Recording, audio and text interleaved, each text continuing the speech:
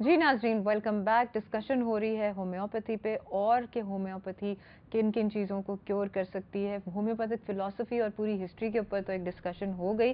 اب محمد علی اگر کہیں ہیں آؤٹ دیر تو کال کریں، اور آپ لوگوں کی ہم لائیو کالز لے رہے ہیں کہ آپ ڈاکٹر صاحب سے، جو ہومیوپیتھک ڈاکٹر صاحب ہیں، ان سے آپ بالمشافہ تھرو دا کیمرہ ملاقات کر سکتے ہیں. اچھا جی، کچھ ایسی چیزیں ہیں جس کو سرجری کے بارے میں کہا جاتا ہے کہ جی سرجری از مینڈیٹری، اس میں کیا ہومیوپیتھک کیورز ہیں. مثلاً لیٹس ٹاک اباؤٹ گال بلیڈر سٹونز جو ہیں، ان کے بارے میں کہتے ہیں کہ جی ہومیوپیتھی سے وہ کیور ہو سکتے ہیں جی کہ بالکل کیور ہو سکتے ہیں. اس کا دیکھیے بات یہ ہے، آپ بھی جانتی ہیں میں بحیثیت ڈاکٹر کہ یہ جو گال سٹونز ہیں یہ اصل میں کوئی سڑک پر پڑی ہوئی بجری یا روڑی کی طرح پتھر نہیں ہوتا. کہ سٹون سے مطلب یہ نہیں لیا جانا چاہیے کہ یہ خدا نخواستہ کوئی سخت چیز ہے یا کوئی پتھر کی طرح چیز ہے. ایکچولی جب ہمارا بائل جوس جو ہے وہ فیٹ کو اسیمیلیٹ کرنے کے قابل نہیں رہتا جیسے اس کو کرنا چاہیے، تو پھر وہ ڈپازٹس جو ہیں ہونا شروع ہو جاتے ہیں. ایکچولی یہ لیور کا فنکشن جو ہے اس میں ڈسٹربڈ ہوتا ہے بنیادی طور پہ.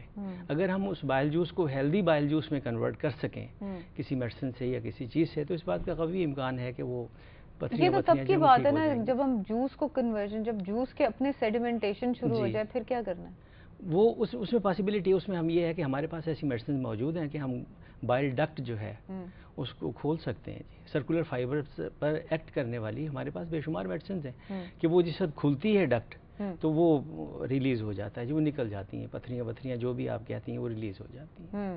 لیکن ہمارے ایریا آف پریکٹس میں تو یہی ہوتا ہے کہ وی ہیو ٹو ٹیک دا گال بلیڈر آؤٹ. اس سے پہلے کہ نہیں میں نہیں سمجھتا. اصل میں ہمارا خیال جو ہے تھوڑا سا اس کے برعکس ہے. ہم یہ سمجھتے ہیں کہ اللہ تبارک و تعالیٰ نے جو بھی اعضاء ہمیں عطا فرمائے ہیں ان کا یقیناً ایک فنکشن ہے. شاید ہم نہ جانتے ہوں وقتی طور پر، بعد میں کبھی ڈسکوری ہو اس کی، لیکن کوشش یہ کرنا چاہیے کہ جہاں تک ممکن ہو. دیکھیے ساری چیزیں آپ بھی جانتی ہیں، میں بھی جانتا ہوں کہ کیوریبل نہیں ہوتی. یعنی آل دیٹ از کیوریبل ایک جملہ ہم بار بار استعمال کرتے ہیں کہ آل دیٹ از کیوریبل. اب فرق تھوڑا سا اتنا ہے کہ ہومیوپیتھی جو ہے ایلوپیتھی کے مقابلے میں سرجری کی طرف ذرا اس کا رجحان نسبتاً کم ہے. میرے خیال میں 75% ایسے کیسز جس میں سرجری ایلوپیتھی جو ہے وہ سرجری سجیسٹ کرے گی، ہمارے نزدیک دواؤں سے کیوریبل. ایک کالر ہے ہمارے ساتھ. جی ہیلو، السلام علیکم. جی السلام علیکم ڈاکٹر صاحبہ. جی وعلیکم السلام. کون بات کر رہے ہیں؟ جی ہم عمران بات کر رہے ہیں. ہم عمران بات کر رہے ہیں. کتنے لوگ ہیں؟ جی ہم ہی ہیں صرف. اچھا، میرے خیال میں ماں بدولت والا سین تو نہیں ہے عمران؟ میرے خیال میں آپ کال کرتے رہتے ہیں ہمارے پروگرام میں، میں نے پہچان لیا آپ کو. شو بہت اچھا ہے، you are doing very fine, اور وہ ہے بڑی ایجوکیشن ہے عام ویور کے لیے خاص طور پہ. عمران ہمارا مقصد ہی یہی ہے کہ ہم پبلک اویئرنیس کریٹ کریں آف ڈفرینٹ ایشوز. تو thank you so much for grasping that but. تو آپ کا سوال کیا ہے؟ ڈاکٹر صاحب سوال یہ ہے ہمارا کہ مجھے ایک تو ہر آن اپ سیکنڈ اور تھرڈ ڈے پہ وہ گلے میں خراش اور گلا خراب ہونے والا ہو جاتا ہے. پھر مجھے اینٹی ہسٹامین ٹیبلٹ لینی پڑتی ہے جس کی وجہ سے to keep myself active throughout the week. تو اس چیز کا کچھ ہے کہ ہومیوپیتھک میں کچھ ایسی ٹیبلٹ یا ایسا کچھ ہو کہ میں وہ اینٹی ہسٹامین. عمران آپ پلیز ہمارے ساتھ لائن پہ ہی رہیے. ڈاکٹر صاحب آپ سے کچھ سوال بھی پوچھیں گے، ہم آپ کو یہیں پہ انشاءاللہ دوائی دے کے گھر بھیجیں گے. جی ڈاکٹر صاحب آپ کچھ پوچھنا چاہیں؟ میرے خیال میں جو کچھ انہوں نے کہا ہے تو جنرل سمٹم ہے امیون ڈیفیشنسی. پوچھ لیں ان کی عمر، پوچھ لیں ان کا باقی چیزیں. میرے خیال میں ایسی پوچھنے کی بات نہیں، جنرل سی بات انہوں نے کی ہے، جنرل سے ہی میں جواب دے دیتا ہوں. گو کہ ہومیوپیتھی تو بلیو کرتی ہے کہ پیشنٹ اسپیسیفک جو ہے ہونا چاہیے. آپ ایک چیز اس سے پوچھیے، اس کے بعد آپ آگے چلیں گے. لیکن انہوں نے چونکہ جنرل سی بات کی، میرے خیال میں امیونٹی بوسٹ کرنے کے لیے ہومیوپیتھی میں بھی اور ہربز میں بھی نارملی یورپ میں آن کاؤنٹر ایک دوا جو ہے بہت زیادہ اس کا استعمال ہو رہا ہے، اور وہ ایکنیشیا ہے جسے پرپل کون فلاور کہا جاتا ہے. اس کا ایکسٹریکٹ جو ہے ہومیوپیتھی میں ہم جب اس کا الکوہولک ایکسٹریکٹ لیتے ہیں تو وہ ایکچولی الکوہول تو پریزرو کرنے کے لیے ہوتی ہے نا. تو ایکنیشیا جو ہے وہ امیونٹی کو بوسٹ کرتی ہے. جی ایکنیشیا مدر ٹنکچر جو ہے، اگر یہ اس کو دو ہیں اسی قسم میں، ایک انگسٹی فولیا ہے ایک پیور پرا ہے. جی دو ہیں، تو وہ جو پہلے والی ہے اگسٹی فولیا جو ہے وہ بہتر آپشن ہے. اگر یہ اس کے 15-20 قطرے جو ہے روزانہ پانی میں ڈال کے دن میں 3 بار استعمال کرتے رہیں تو یقیناً اس بات کا امکان ہے کہ ان کو یعنی کافی ریلیف مل جائے گی. ایکینیشیا کی جو مدر ٹنکچر ہے جس کا نام اگسٹیفولیا ہے, ایکینیشیا اگسٹیفولیا وہ اسپیشیز ہے نا, اگسٹیفولیا کے یہ 15 سے 20 قطرے روزانہ دن میں 3 بار پانی میں ڈال کے استعمال کرتے رہیں تو مجھے امید ہے کہ ان کی امیونٹی جو ہے وہ کافی بہتر ہو جائے گی. آپ کے خیال میں when the cause is allergy then the best thing is to boost the immunity of the body. بعض اوقات تو دیکھیے جی وہ پھر ہمیں یہ بھی دیکھنا پڑتا ہے کہ یہ الرجی ہو کیوں رہی ہے. دیکھیے نا وہ تو آپ کا سسٹم ہی فلیئر اپ ہو گیا, امیون سسٹم جو ہے. بات یہ مسرور صاحب کہ جو کیوں ہو رہی ہے وہ تو اب سوال ایک ایسا عجیب سا ہے کیونکہ پتہ ہے ہمیں کیوں ہو رہی ہے. اتنی سخت پولوشن ہے, اب گھر سے اندر رہیں تب پولوشن, گھر سے باہر نکلیں تب پولوشن, صبح اٹھیں تب پولوشن, رات کو واک کرنے کی کوشش کریں. Pollution is the main thing جو کہ اس وقت لوگوں کو بہت بری طرح سفر کرا رہا ہے. تو کیا یہ جو ابھی آپ نے بات بتائی ہے یہ لوگ یہ تو عمران کو تو ہوتا ہے نا اس طرح سے تو وہ لے لیں, تو کیا پروفائلیکٹکلی بھی لے سکتے ہیں؟ نہیں, یہ پروفائلیکٹیکلی پاسبلٹی تو ہے جی, یہ بلکہ کوئی بھی شخص لے سکتا ہے اس میں, چونکہ یہ تو آپ یہ سمجھ لیجئے کہ جیسے آپ ایلوپیتھک میڈیسن یوز کر رہے ہیں یہ اسی ٹائپ کی چیز ہے. جنرل نہیں, ایلوپیتھک میڈیسن تو ہم تب یوز کر رہے ہیں نا جیسے یہ اینٹی ہسٹامین عمران لے لیتے ہیں, لیکن تب لیتے ہیں جب ہوتی ہے وہ. جی بالکل.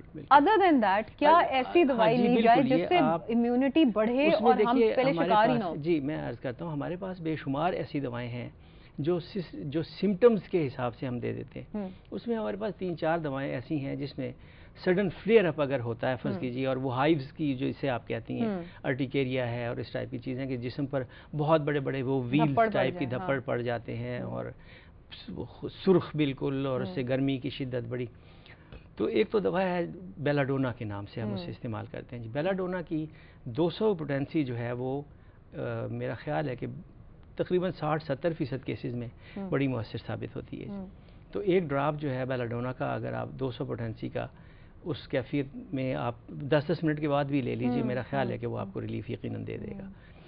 اس کے بعد پھر اور بھی بہت ایسی میڈیسنز ہیں, مثلا یہ ایپس میلیفیکا, یہ جو شہد کی مکھی ہے اس کے زہر سے وہ دوا بنائی جاتی ہے, اتنا ڈائلیوٹ کیا گیا ہوتا ہے. بلکہ آرسینک جو کہ عام طور پر سینکیا ایز اے پوائزن, آپ لوگوں نے اس سے بھی دوائی بنائی ہوئی ہے. ہم نے تو آپ نے اسنیک پوائزن کو بھی اتنا زیادہ پوائزن. ڈاکٹر صاحب ہمارے پاس اتنی ہے, ہم والوولر ہارٹ ڈیزیزز میں کوبرا کا زہر استعمال کرتے ہیں. گولڈ بھی یوز کرتے ہیں آپ جی, لوگ گولڈ ہے نا, سلور اور گولڈ. بالکل, سلور ہے, گولڈ ہے, بلکہ دنیا کا کوئی بھی سبسٹینس جو اس بات کی صلاحیت رکھتا ہے کہ انسانی جسم پر اس کے کچھ اثرات مرتب ہو سکتے ہوں, وہ ہم میڈیسن کے طور پہ یوز کر سکتے ہیں. اچھا, ایک اور چیز جو میں آپ سے پوچھنا چاہتی ہوں وہ یہ کہ جب میں نے آپ سے بات کی سرجری کے کہ انڈر دا نائف کئی لوگ آنے سے گھبراتے ہیں, تو اس میں خواتین میں ایک کنڈیشن ہوتی ہے جس کو ہم یوٹرائن فائبرائڈ کہتے ہیں. اس کے علاوہ اوویرین سسٹ بڑی کامن ہے.